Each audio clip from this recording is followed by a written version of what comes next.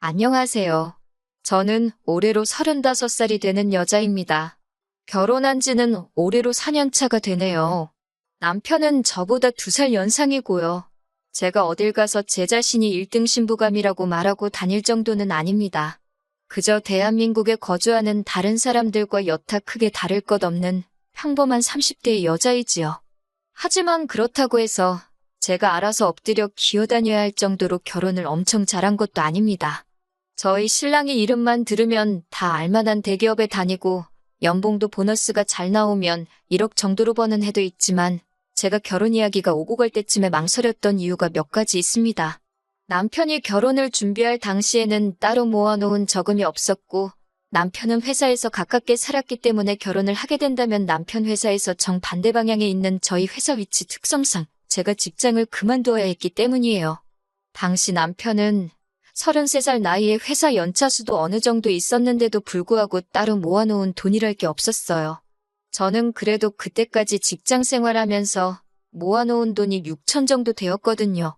저는 당시 연봉이 2천 중반 정도로 얼마 되지 않는 연봉 알뜰살뜰하게 잘 모았다고 자부하지만 사실 31까지 시집 안 가고 돈 6천 모은 게 전부이고 그게 제가 알뜰하다는 증거는 되겠지만 자랑거리라고 하기엔 조금 무리가 있는 걸 너무나도 잘 알고 있었거든요. 회사도 솔직히 지금 다니는 회사가 익숙해서 그렇지 새 직장을 구한다면 비슷한 벌이로 남편 회사나 신혼집 근처에 구한다면 구할 수 있는 정도의 회사였습니다. 그래서 회사를 그만두는 건 겁이 나지 않았지만 남편이 그 나이 되도록 그 돈을 벌면서 모아놓은 돈이 하나도 없다는 게 이해가 가지를 않았어요. 그래서 남편에게 솔직하게 물었습니다. 어떻게 해서 모아놓은 돈이 하나도 없을 수가 있냐고요. 남편은 자기가 모아놓은 돈이 왜 없겠냐면서 자기 계좌 잔고를 보여주는데 솔직히 어이가 없었습니다. 남편 말처럼 남편이 저금이 아예 없는 건 아니었지만 모아놓은 게 돈이 700만 원이 전부였거든요. 그걸 누가 저금이라고 하냐고, 그건 비상금으로 보는 게 맞지 않냐고 했더니 아무 말도 없이 가만히 있다가 결국 여지껏 돈 한 푼 모으지 못한 이유를 말해주더라고요. 원래는 집이 넉넉한 형편이었고 남편도 그동안 회사 생활하면서 모아둔 돈이 좀 있었다고 합니다. 시부모님은 서울 근교 신도시의 시세 괜찮은 아파트 한 채 가지고 계시고요. 그런데 몇 년 전에 아버님께서 빚보증을 서게 되면서 담보로 잡혀있던 아파트가 넘어갈 상황이 되고 만 거예요. 급한 대로 그걸 여지껏 남편이 모은 돈으로 불을 껐다고 합니다. 그렇다고 빚이 완전히 없어진 상황이 아닌 가운데 남편이 회사 생활하면서 번 돈을 가지고 그 돈을 계속 갚아나갔다고 하네요. 그 와중에 엎친 데 덮친 격으로 아버님이 뇌졸중으로 쓰러지시는 바람에 남편이 집안의 기둥 역할을 하게 된 상황이었고요. 남편 동생은 현재 해외에서 공부를 하고 있는데 그 유학비까지 남편이 내주고 있다고 하는 겁니다. 그 말을 듣고는 솔직히 결혼해야겠다는 생각이 싹 달아났어요. 모르긴 몰라도 집안의 기둥은 뽑아오는 게 아니라고 들었거든요.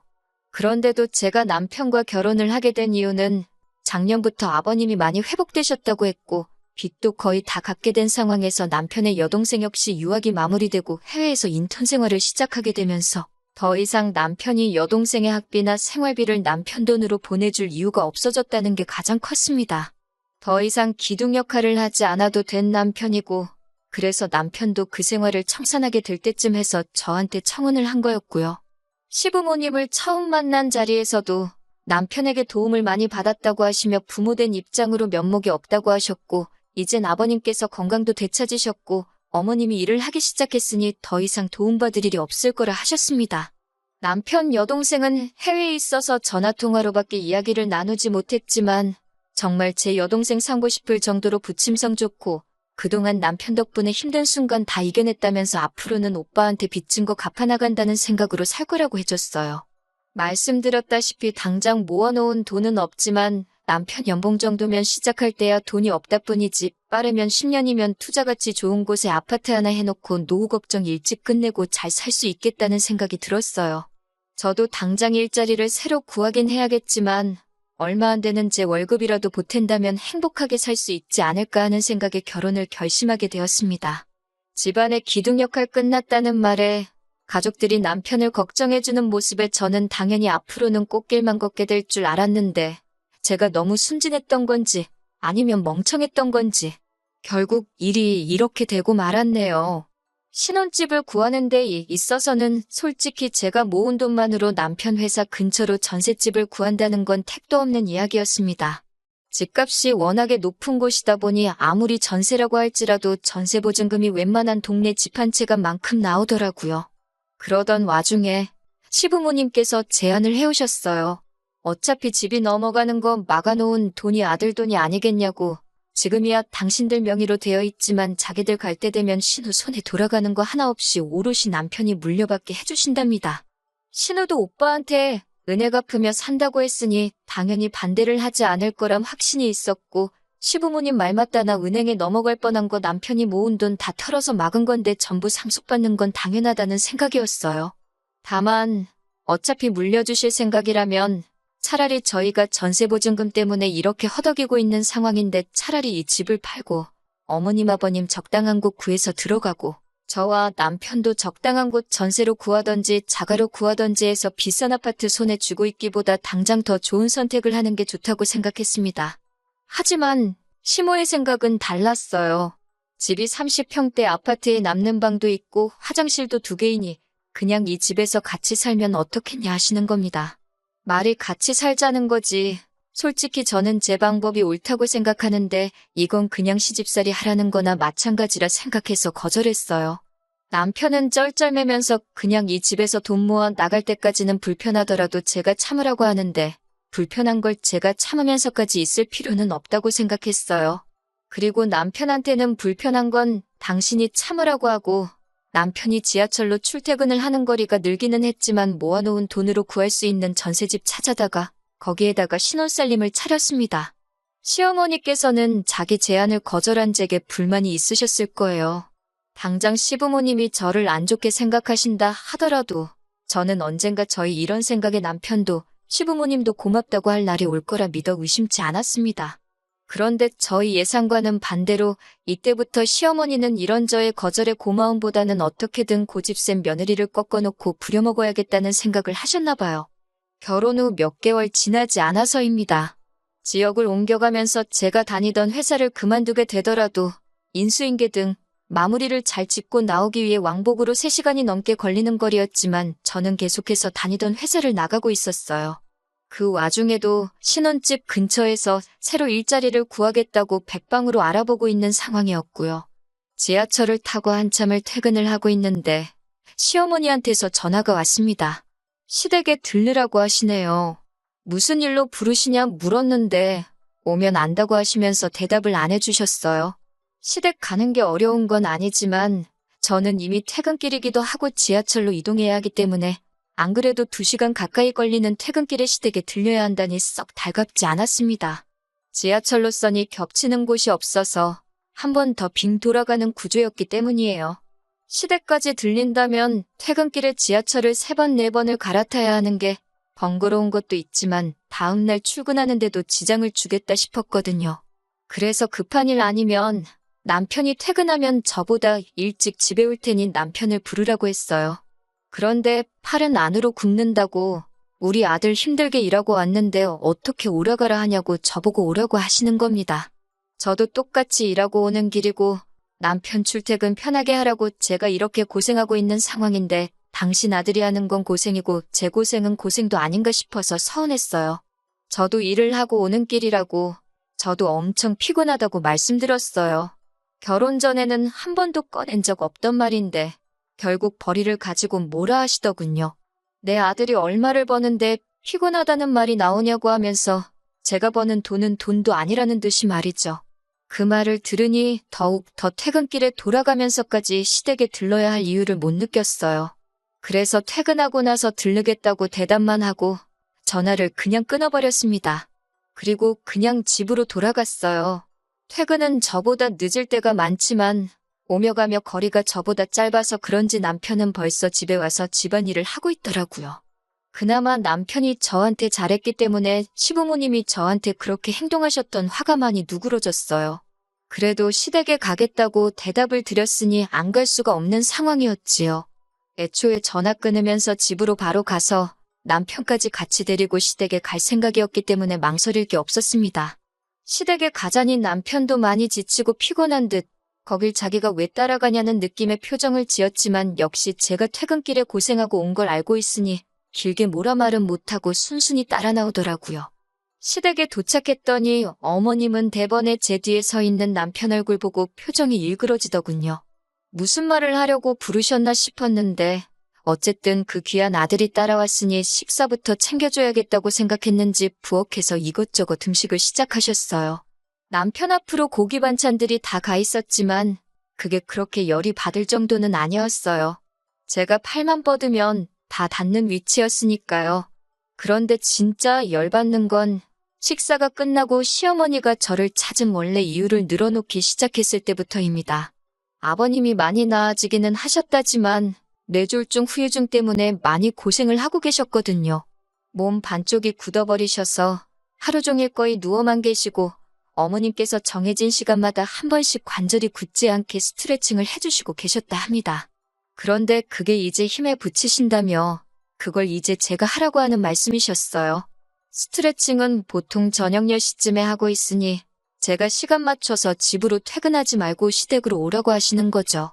솔직히 어이가 없는 걸 떠나서 어머님이 제정신으로 저한테 저러시는가 싶었어요. 그걸 제가 왜 하느냐고 따져 물었죠. 막말로 시부모님이 남편 부모님이라 시부모님이지 당시에는 평생 남으로 지내온 사람이나 마찬가지잖아요. 그런데 저한테 딸한테 부탁해도 하기 힘든 부탁을 하시니 조금 어이가 없었습니다. 스트레칭만 해드리면 되는 거면 간병인을 쓰면 되는 일 아니냐고 했더니 저보고 그 돈을 내줄 거냐입니다. 그 돈은 당연히 못 내드린다 하니 그러면 어머님이 지금 버는 돈 가지고 간병인 월급 주고 나면 뭐가 남냐고 하면서 저희 보고 당신 생활비를 줄 것이냐 따지시더군요. 제 월급도 얼마 되지도 않으니 남편이 벌어다 주는 돈이 네 월급이다 생각하고 저보고 시아버지 병수발을 들라고 하시는 겁니다. 하루 종일 시댁 와서 막일하라는 것도 아니고 저녁에 와서 스트레칭 하는 것만 도와주면 되는데 그게 뭐가 어렵냐고 하시는 거예요. 간병인 월급도 시부모님 생활비도 드릴 생각 없고 제가 와서 아버님 병수발 들 생각도 없다고 했습니다. 옆에 있는 남편 표정을 보니 난감해하는 표정인데 그게 제 걱정에 짓는 표정인지 아니면 부모님 걱정에 짓는 표정인지는 알 방법이 없었습니다.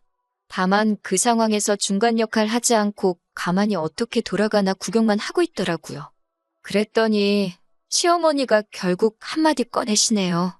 너 이 아파트 갖기 싫으냐고 하시는 거예요.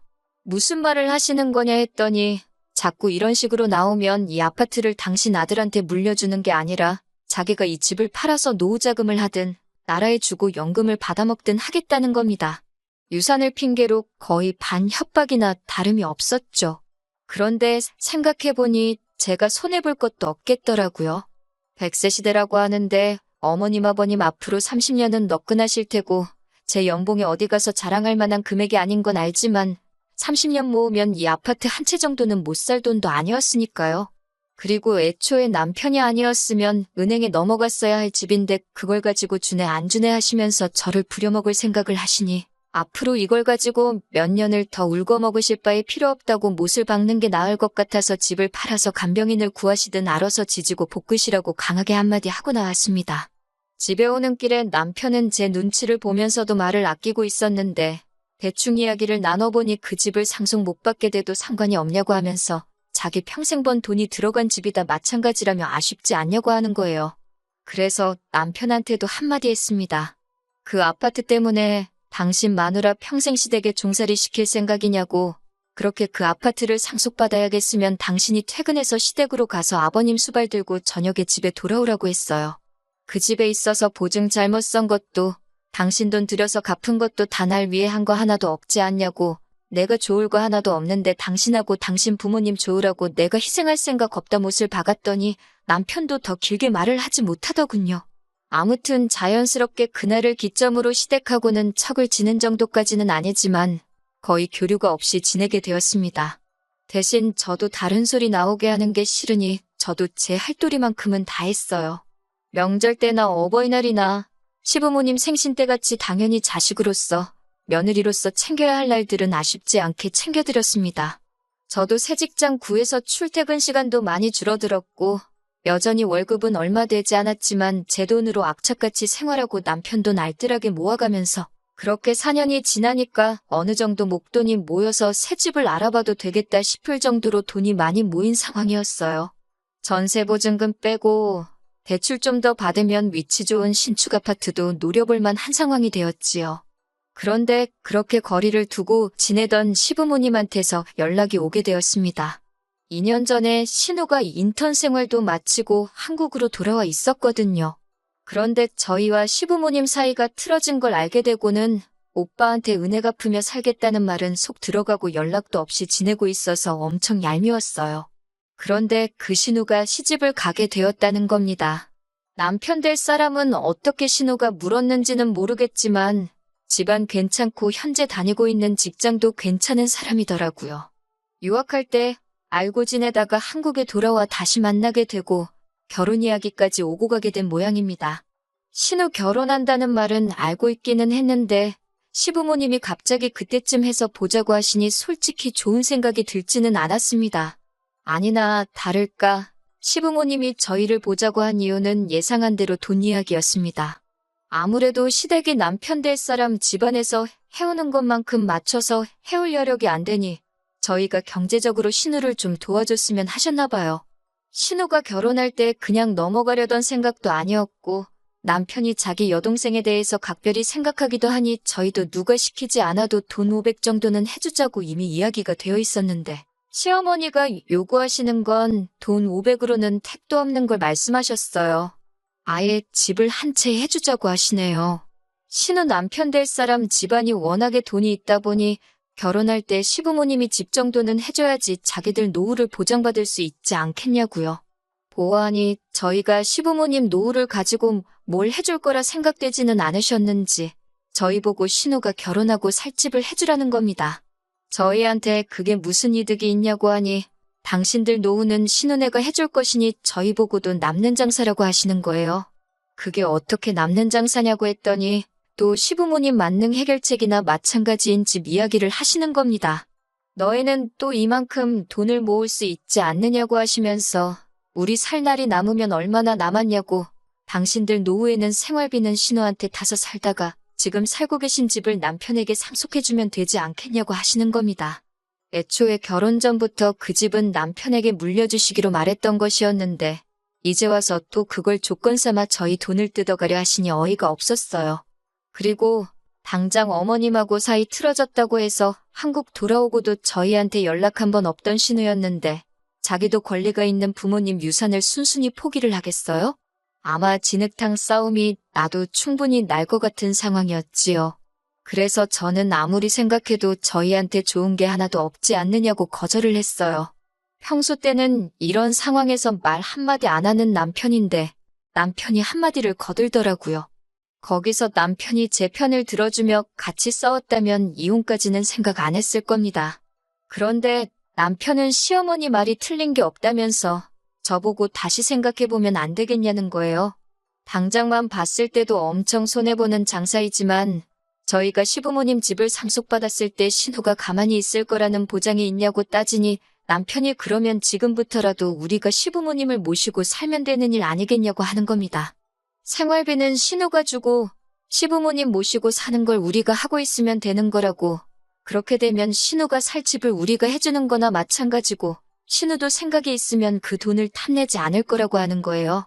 4년 생고생 해가며 집 살 돈 만들어놨더니 그 돈으로 신우 집 사주고 10월들 시어머니와 거동불편하신 시아버지를 모시고 살자고 하니 어이가 없었습니다. 기둥도 이런 기둥이 또 없고 효자도 이런 효자가 또 없었네요. 집안의 기둥 노릇 다 끝났다는 말 믿고 결혼했더니 알고 보니 당장 본인이 기둥 노릇을 그만둘 생각이 없는데 그럴싸한 상황만 만들어 놓고 나를 속였다는 생각이 들었어요. 그래서 이혼했습니다. 이 경우 조금만 더 고생하고 아이를 갖자고 계획하고 죽자고 열심히 일하며 돈을 모았던 게 오히려 저한테는 전화위복이 되었네요.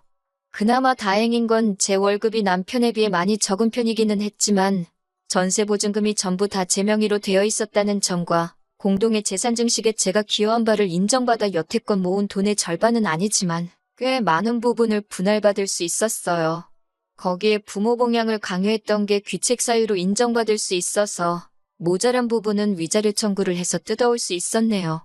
모아놓은 돈 빼앗기고 당장 신우 시집 보내주려던 돈도 못 해주게 되니 아쉬웠는지 그제 와서 이유는 없던 일로 하면 안 되겠냐고 하고 시부모님도 그냥 이제 당신들 집 팔아서 작은 집 구해 살 테니까 용서해달라 제 다리를 붙잡았지만 이미 찍어 먹어봐서 똥인 걸 아는데 그걸 구태여 한 번 더 먹어보는 사람이 어디 있겠어요? 미안하지만 일 없다고 말하고 4년 결혼 생활의 종지부를 찍어줬습니다. 다른 건 몰라도 이제 그 집구석과 얽힐 일이 없으니 속 하나만큼은 후련하네요. 요즘 이혼한 거 흠으로 치는 사람이 어딨냐고 하는데 그거야 남의 일이지 이혼한 제 입장에서는 사실 무거운 꼬리표이기는 합니다. 어디 가서 자랑할 만큼 떳떳한 일도 아니고요. 하지만 이제 와서 제가 어떻게 할 수 없는 일이기도 하니 지나간 일을 후회할 바에야 앞으로 제가 더 잘되기 위한 방법을 찾는 게 저에게도 더 좋은 일이고 욕심부리다가 저 같은 좋은 아내, 좋은 며느리 놓치게 된 그 집구석에 해줄 수 있는 최고의 복수가 아닐까 싶습니다.